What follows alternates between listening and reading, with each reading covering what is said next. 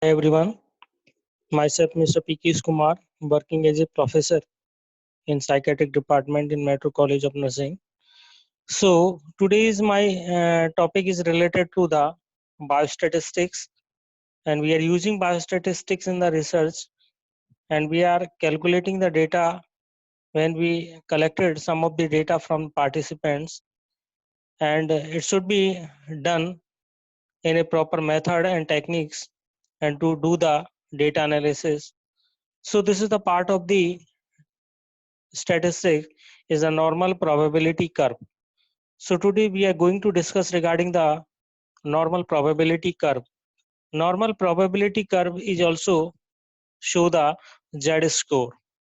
So the Z score means the Z score if large values are collected for any character and a frequency table is prepared with small class intervals, the frequency curve of these data will give a bell-shaped symmetrical curve is known as Gaussian or normal curve. So what do you mean by the normal probability curve? Normal probability curve, we have to made the curve of the as in the form of normal. There should be probability of the sum of the data where we can mention in the table, and here there are some of the methods we are using to do the data analysis, and normal probability curve is one of the other another part of this statistics. So where if large values are collected, जहाँ पर जो values होती हैं वो बहुत ज़्यादा होती हैं किसी भी कैरेक्टर की, जहाँ पर फ्रीक्वेंसी टेबल को बनाना बहुत डिफिकल्ट होता है, जहाँ पर वैल्यूज बहुत ज़्यादा होती हैं और जहाँ पर फ्रीक्वेंसी टेबल को बनाना बहुत डिफिकल्ट होता है, उस कंडीशन में we are preparing a one small class interval table. जो स्मॉल क्लास इंटरवल टेबल होती है वो प्रिपेयर की जाती है. उस प्रिपेयर के बिहाफ पर जो कर्व हम बनाते हैं, उस कर्व जब उस डेटा को किसी ग्राफिक्स के अंदर हम उसको प्रेजेंट करते हैं, जो ग्राफ्स जो होता है हम उसको according to the data we are preparing the graphs of the following data. So it shows well shaped symmetrical curve, जिसको हम कहते हैं गॉसियन और normal curve. If large values are collected, we are not taking any example from the small values are collected. Here we are mentioning the large, where the large values are collected for any character and a frequency table is prepared. यहाँ पर frequency table prepare की जाती है with the small class intervals.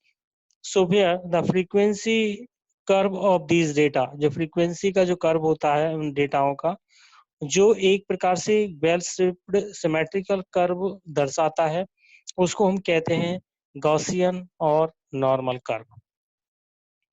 Shape of this curve depends on the mean and standard division of data. जो किसी भी curve जो curve बनाते हैं उसकी जो शेप होती है वो मीन और स्टैंडर्ड डिवीजन पर डिपेंड करती है. जो किसी भी डेटा का जो मीन निकल रहा है या किसी भी डेटा का स्टैंडर्ड डिवीजन निकल रहा है, उसके ऊपर डिपेंड करती है कि वो कर्व का जो शेप है वो किस तरह का होगा.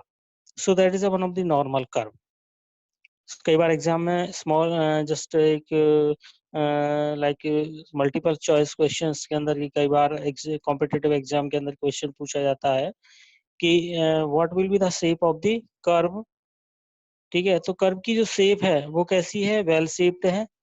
And which component will shows by the curve, कौन कौन से कंपोनेंट जो होते हैं वो कर्व में होते हैं, तो कर्व में दर्शाए जाते हैं, जैसे कि मीन है, स्टैंडर्ड डिविएशन है, उस डाटा का. सो हियर हम बात करें, if standard deviation variation is very high, standard deviation का जो वेरिएशन होता है, standard deviation is also known as variation. हम वेरिएशन निकालते हैं, दो पर्टिकुलर डेटा के बीच में वेरिएशन निकाला जाता है. यदि वो बिकम हाई है, is very high, so curve जो की विड्थ जो होगी वो कैसी होगी, बहुत ज्यादा होगी. यदि standard deviation is very high, so width of the curve is also more. If we move both sides from the mid point, जो मिड पॉइंट होता है, मिडिल जो पीक लेवल पर होता है, जो मिडिल पॉइंट होता है, राइट एंड लेफ्ट के बीच में जो पॉइंट्स होता है, उस मिड पॉइंट को हम एक्स मीन कहते हैं। ठीक है, तो जो दोनों की तरफ एक्स मीन जो है, मीन से दोनों की तरफ वो मूव करता है। तो जैसे जैसे हाइट बढ़ती जाएगी वैसे वैसे कर्व की जो डिजाइन है, कर्व का जो मेन पार्ट है वो डिक्रीज होता चला जाएगा। ठीक है, कर्व इस तरह बनेगा कि पहले तो वो जैसे जैसे बढ़ेगा तो वो बढ़ता हुआ जाएगा, बढ़ता हुआ जाएगा, पीक लेवल तक पहुंच जाएगा। जैसे पीक लेवल तक पहुंचेगा वैसे ही आगे डेटा, आगे जैसे जैसे वेरिएशन होता जाएगा, आगे एसडी का हाई होता जाएगा, तो कर्व का जो है जो मिड पॉइंट है वो उसका जो जो हाइट है वो धीरे धीरे डिक्रीज होती हुई चली जाएगी। Curve means decreases, curve decreases होता चला जाएगा। ठीक है, so if mean and standard deviation are 0 and 1, the normal curve is also called as standard normal curve. यदि मीन और स्टैंडर्ड डिविएशन 0 एंड 1 है, मीन यदि 0 है, स्टैंडर्ड डिविएशन 1 है, so the normal curve is also called as standard normal curve. So what do you mean by the standard normal curve? Standard normal curve means where the means is become 0, standard deviation is become 1, is not that curve is become normal, is called as standard normal curve. So if a total area under curve is considered as unity, the normal curve is called normal probability curve. जो एक unity के रूप में consider हम कर रहे हैं, यदि किसी भी कर्व के दौरान, जब हम we are preparing the curve of the any data, so total area, जो कर्व का जो टोटल एरिया है उसको हम यूनिटी की तरह शो करते हैं। So normal curve is called as normal probability curve. इसका मतलब समझ गए कि कर्व जो बन रहा है, चाहे वो राइट की तरफ है और लेफ्ट की तरफ है, दोनों की साइड में जो वैल्यूज होंगी और जो डाटा जो होगा वो जो होगा फ्रीक्वेंसीज होंगी, उनमें कोई भी अंतर नहीं होगा, सेम होंगी। जिससे कि जैसे जैसे आपका कर्व बढ़ता जाएगा ऊपर, धीरे धीरे पीक लेवल पर पहुंच गया, जैसे जैसे आगे बढ़ेगा उस तरह डाउन होता हुआ नीचे डिक्रीज होता हुआ चला जाएगा। इन दोनों साइड में वो डिक्रीज होता चला जाता है। ठीक है, तो उस प्रकार हम कह सकते हैं कि एक प्रकार से दोनों साइड में एक प्रकार से यूनिटी होती है। उस कर्व जो कर्व बनता है, उस कर्व को हम नॉर्मल प्रोबेबिलिटी कर्व कहते हैं। So this is the normal probability curve. So again we have to repeat, if large values are collected for any character, if a frequency table is prepared with small class intervals, the frequency curve of these data will give a well-shaped symmetrical curve is known as Gaussian or normal curve. Shape of this curve depends on the mean and standard deviation of the data. If SD, that is the variation, is very high, so width of the curve is also more. If we move both sides from the midpoint, that is the midpoint is become x mean, x is equal to mean, that is a midpoint, the height of the curve is decreasing on the both sides. So if mean and standard deviation are 0, means mean is 0 and standard deviation is 1, the normal curve is also known as standard normal curve.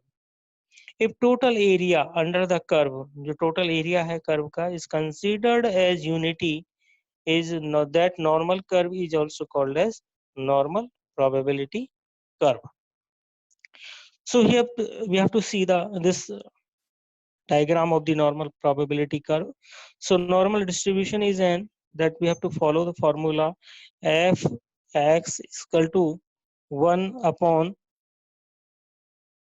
standard deviation, then square root of the 2 pi, then again e upon that x minus mean is equal to 2 sigma square, where mean mu is the mean distribution and sigma is the standard deviation. Here is the mu is the mean distribution and sigma is the standard deviation. Here is the one of the normal probability curve.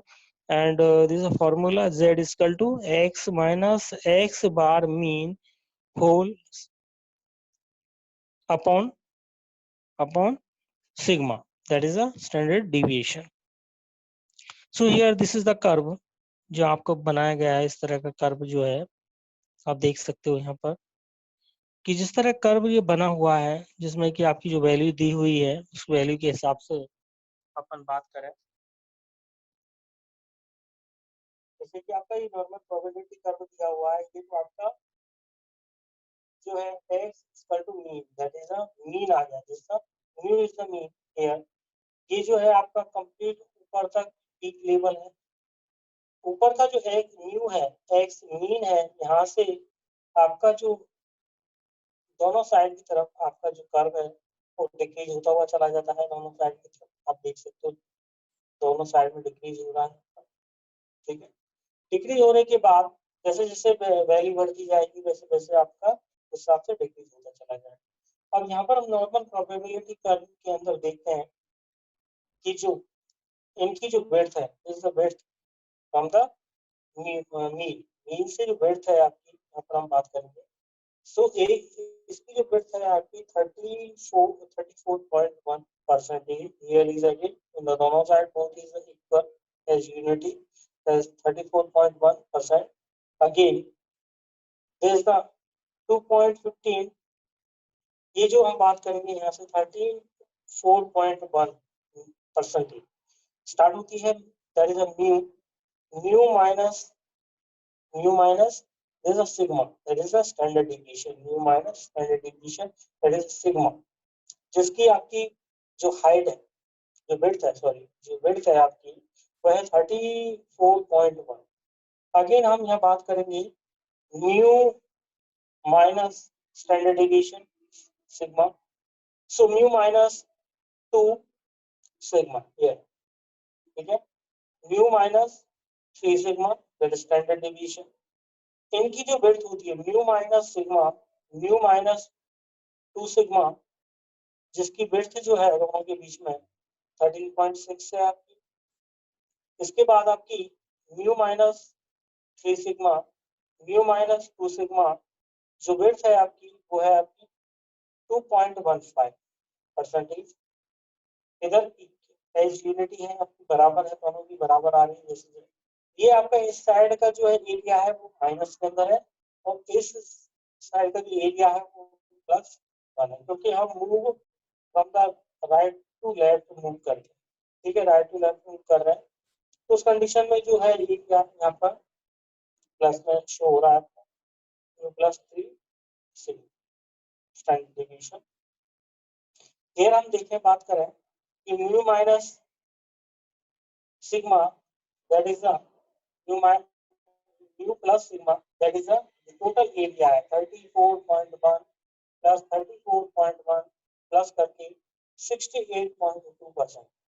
Again यहाँ पर हम बात करें 13.6 plus 13.6% plus 34.1% plus 34.1, and again it comes like 95.4%. Again हम बात करें जिस total here 2.15, 13.6, 34.1, 34.1, 13.6 and 2.15, इनको टोटल करेंगे, so that is the one of the 99.7%. ये टोटल कर्व का जो आपका जो एरिया है जो आ रहा है उसको हम कहते हैं normal probability curve.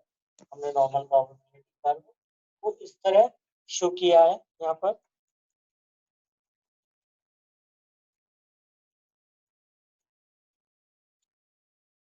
So this is known as normal probability curve. So next we'll see the properties of the normal curve. जो नॉर्मल कर्व की प्रॉपर्टीज होती है क्या रहती है? This is the properties of the normal curve. Here we can show here. ये जो है नॉर्मल प्रोबेबिलिटी कर्व की जो प्रॉपर्टीज है, प्रॉपर्टीज क्या होती हैं एक प्रकार से, ये these are some of the feature and characteristics we can show in the normal curve. ये जो नॉर्मल कर्व होता है वो क्या है, इस type of well shaped curve होता है एंड सिमेट्रिकल कर्व होता है। ठीक है, एक वेल शेप हो रहा है, एक सिमेट्रिकल कर्व हो रहा है। ठीक है, ये इसकी प्रॉपर्टी है। सेकंड प्रॉपर्टी जो है आपकी, it is a continuous type of probability curve.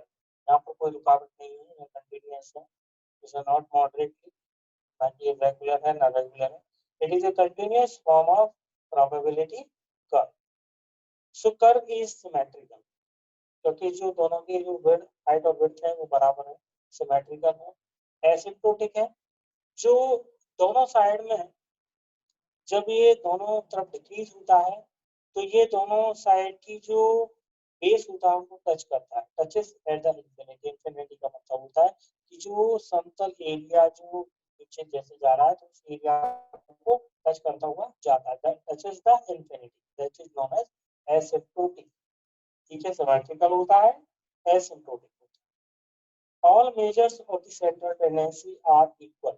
जो सेंट्रल टेंडेंसी की जो मेजरमेंट होती है और measures of central tendency become equal होती है, स्टेबल होती है on the highest peak axis. मतलब जैसे जैसे ऊपर का कर्व ऊपर की तरफ हाईएस्ट पीक होता है, हाईएस्ट पीक एक्सिस होता है, इसको हम कह सकते हैं कि median equal to mean and median equal to mode. ठीक है, so mean equal to median equal to mode, that is the one of the normal probability curve axis has should be stable and should be equal in form of central tendency, and we can measure this area. So total area under the curve is equal to unity. Equal to unity का मतलब होता है दोनों side में जो area है वो बिल्कुल टोटल एरिया वो इक्वल है, यूनिटी टू दोनों both side. So quartile Q1, quartile Q3 are equidistant. तो Q3 एंड Q1 होता है वो दोनों साइड में इक्विडिस्टेंट होता है फ्रॉम द मीन से। हम यहाँ पर अब बात करेंगे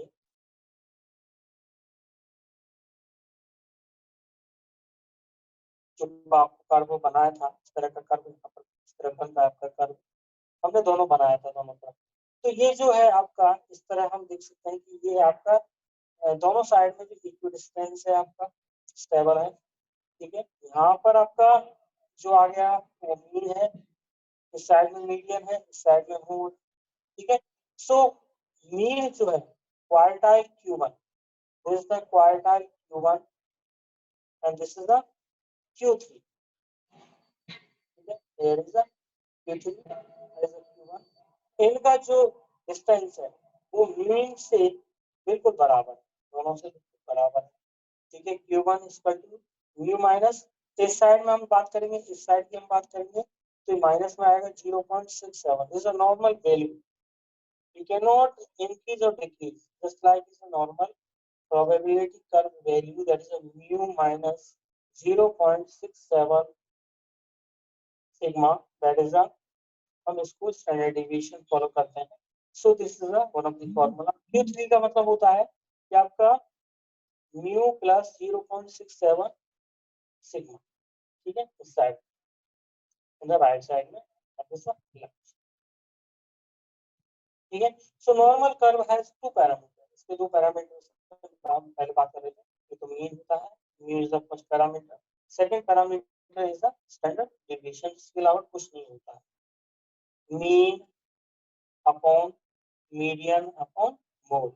So here is the mean and standard deviation has two parameters. Normal curve has two parameters, that is the mean, mu, standard deviation and c. So normal curve become mesokurtic. हम इसको mesokurtic के नाम से जानते हैं। Normal curve क्या रहता है, mesokurtic।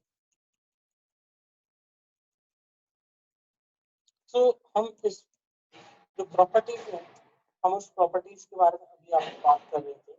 ये इस तरह की प्रॉपर्टीज होती हैं कि इक्वल शेप्ड सिमेट्रिकल कर्व होता है, continuous type of probability curve होता है, सिमेट्रिकल होता है, एसिम्प्टोटिक होता है। ठीक है, mean equal to median and mode होता है, दोनों साइड में इक्वल होता है, स्टेबल होता है, equal to unity, then quartile Q1 and Q3 then Q1 is the minus 0.67 sigma. 0.3 is equal to mu plus 0.67 sigma. So normal curve has two parameters, that is a mean mu and standard deviation, that is a sigma. So normal curve is become mesokurtic. इसको mesokurtic भी कहा जाता है. ठीक है. So this is the one of the condition property, जो normal properties है आपकी. हम यहाँ बात करेंगे on the basis of again normal probability curve के अंदर जो properties हैं इसमें से अगेन एक पॉइंट और है on the basis of mean and standard deviation area normal curve is distributed as normal curve का जो एरिया है इस प्रकार डिस्ट्रीब्यूट हुआ है कि मीन और स्टैंडर्ड डिविएशन क्या है. तो यहाँ पर हम बात करें कि म्यू प्लस माइनस 1 सिग्मा जिसकी जो वैल्यू होती है 68.7 जो मैंने आपको कर्व के अंदर बताया था, ये जो परसेंटेज वैल्यू होती है. ठीक है. म्यू प्लस माइनस 2 सिग्मा जिसकी 95.45% होती है. Then mu plus minus 3 sigma that is 99.73% होता है. Mu plus minus 0.676 that is 50%. Then mu plus minus 1.96